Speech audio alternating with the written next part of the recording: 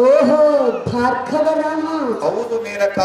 ರಾಮ 8 ರಾಜರ ಗಂಡದಲ್ಲಿ ಎಂದು ಮಂಡಿಯನ್ನೆತ್ತಿಡಿದು ಹಂಡಲಿಡಿದು ಬರುವ ದುರುಳ ಕಾರ್ತ್ಯವೀರನ ಸಲುವಾಗಿ ಈ ಪರಶಿವನ ಕುರಿತು ತಕ್ಕವರ ಬೇಡಲು ಬಂದಿರುವೆನು. ಎಂಥ ವೈರಾಗ್ಯ ಪುರುಷನಲ್ಲಿಗೆ ನೀನು ಬಂದ ಕಾರಣವೇನು? ನಿನ್ನ ಕಾರ್ಯದಾವುದು ಏನಿದ್ದರೂ ಎನ್ನ ಮುಂದೆ ತಿಳಿಸು. ಇಲ್ಲವಾದರೆ ನಿನ್ನ ಹಂತಪುರವನ್ನು ಹಿಡಿದುಕೊಂಡು ಹೋಗು ನಾರಿ. ನುಡಿಯೆದುರು ಈ ಮಾತು ಮತ್ತೊಂದು ಸಾರಿ. ಹೀಗೆ ಹೋಗಬೇಕು.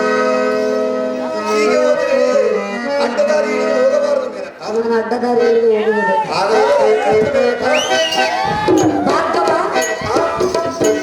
ನಾನು ಬಂದ ಸಂಗತಿ ಏನೆಂದು ಕೇಳಿದೆಯಾ? ಹೇಳಿದ್ದೇನೆ ಮೇನಕ. ಹೇಳಿದರೆ ನೆರವೇರಿಸಿಕೊಡುವೆಯಾ? ಕಾರ್ಯವಾದರೆ ತತ್ಕ್ಷಣ ನೆರವೇರಿಸಿಕೊಡುವೆನು. ನೆರವೇರಿಸುವ ಕಾರ್ಯದಲ್ಲದಿದ್ದರೆ ಯಾರು ಮಾಡುವುದೇನು? ರಾಮ ಮೇನಕ, ಎಂತೆಂಥ ವಿಚಾರವನ್ನು ನೀನು ಬಲ್ಲೆ. ಹೌದು ಮೇನಕ.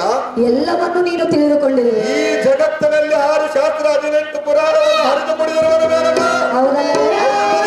ಹಾಗಾದರೆ ನಾನು ಇಲ್ಲಿಗೆ ಯಾತಕ್ಕಾಗಿ ಬಂದರೆ ನಿನಗೆ ಅರಿವಿಲ್ಲವೇ? ನನಗೆ ಅರಿವಾಗಿರುವುದು ಅದು ನಿನ್ನ ಬಾಯಿಯಿಂದಲೇ ಬರಲು ಎಂದು ಇರುವೆನು.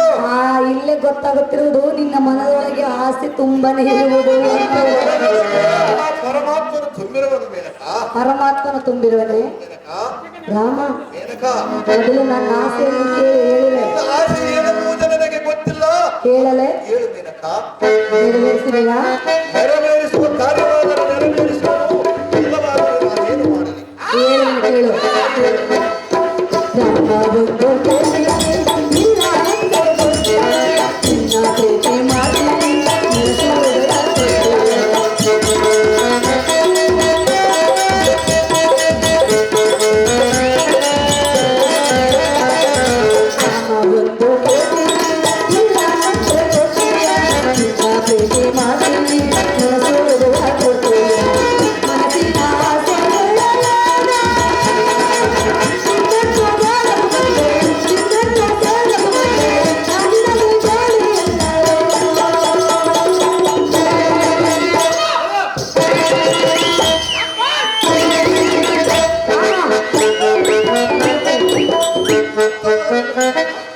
ಅರ್ಥ ಮಾಡಿಕೊ. ಅರ್ಥವಾಯಿತು ಮೇನಕ. ಆದರೆ ನೀನು ಬಂದ ಕಾರ್ಯವು ವ್ಯರ್ಥವಾಯಿತು. ವ್ಯರ್ಥವಾಯಿತೆ. ನೀನು ಮನಸ್ಸು ಮಾಡಿದರೆ ಸಾರ್ಥಕವಾಗುವುದು. ನೀನು ಮನಸ್ಸು ಮಾಡು. ನಿನ್ನ ಗಂಡನಾದ ಮಿತ್ರನಲ್ಲಿಗೆ ಹೋಗು. ನಿನ್ನ ಕಾಮವನ್ನು ಈ ತಕ್ಷಣಕ್ಕಿದ್ದೀರಿ ಭಾರ್ಗವ. ಮೇನಕ, ಅದು ನಿನಗೆ ಗೊತ್ತು. ನೀನೇ ಹೇಳಬೇಕೆಂಬ ಅವಶ್ಯಕತೆ ನನಗಿಲ್ಲ. ರಾಮ ಒಂದು ಕೇಳ್ತೀನಿ.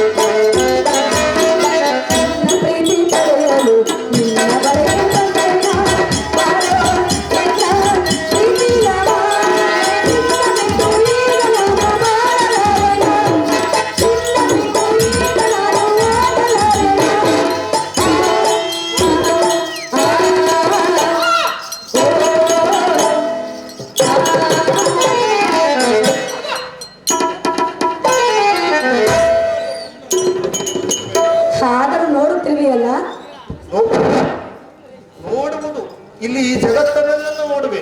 ಆದರೆ ಈ ನಿನ್ನ ಮೈಮಾಟವು ನನಗೆ ಒಪ್ಪುವುದಿಲ್ಲವೇ? ನಾನು ಒಪ್ಪಿಸುವೆ. ನಾನು ಒಪ್ಪಿಸಿಕೊಳ್ಳುವುದಿಲ್ಲ.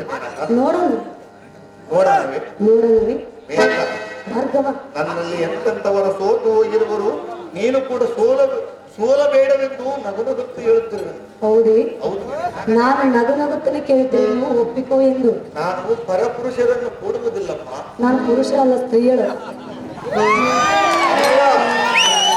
ಭಾರ್ಗವ ಅಮ್ಮಯ್ಯ, ಪ್ರಿಯ, ಕಾಮಕಲ ಇರುವ ಪುರುಷನಾದರೆ ಒಡಂಬಡುವನು, ರಸಿಕತೆ ಇಲ್ಲದ ಪುರುಷನಾದರೆ ಎಂದನ್ನು ಧಿಕ್ಕಾರ ಮಾಡುವನು.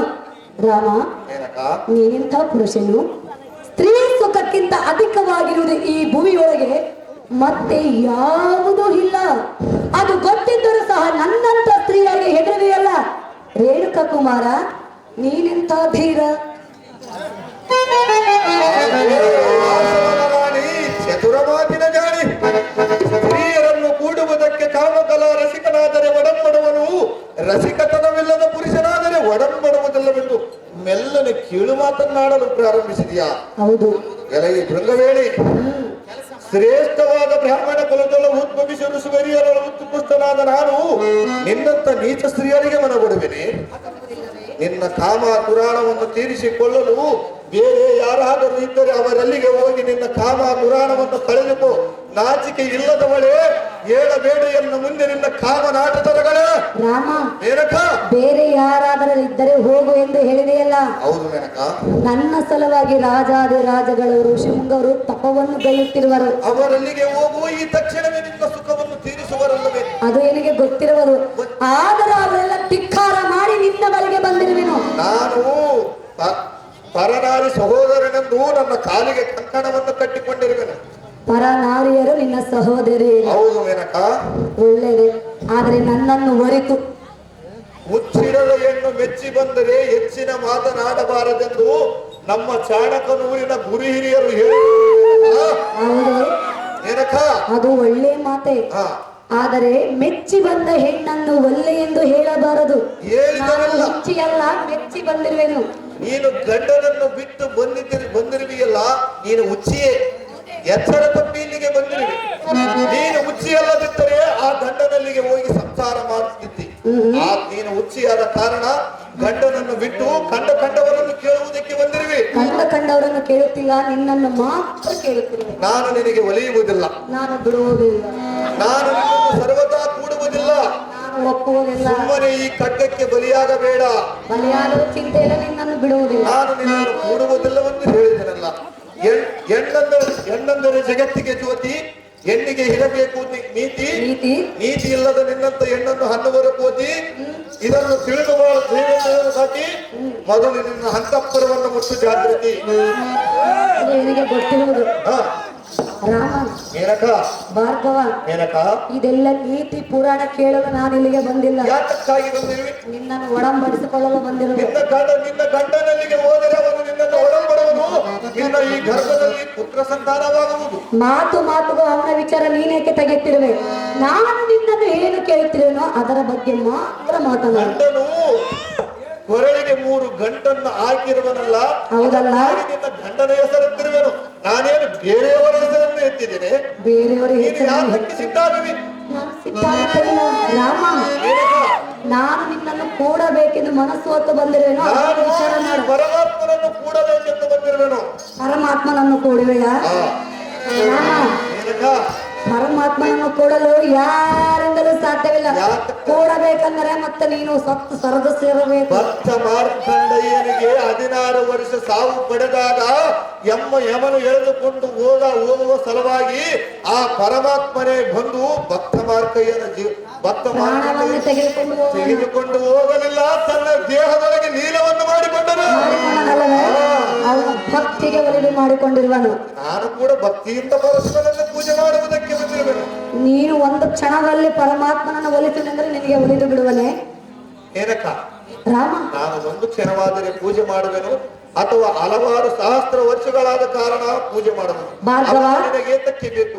ಸುಮ್ಮನೆ ಬಾಯಿ ಮುಚ್ಚಿಕೊಂಡು ನಿನ್ನ ಅಂತಃಪುರ ದಾರಿಯನ್ನು ಹಿಡಿದು ಹೋಗು.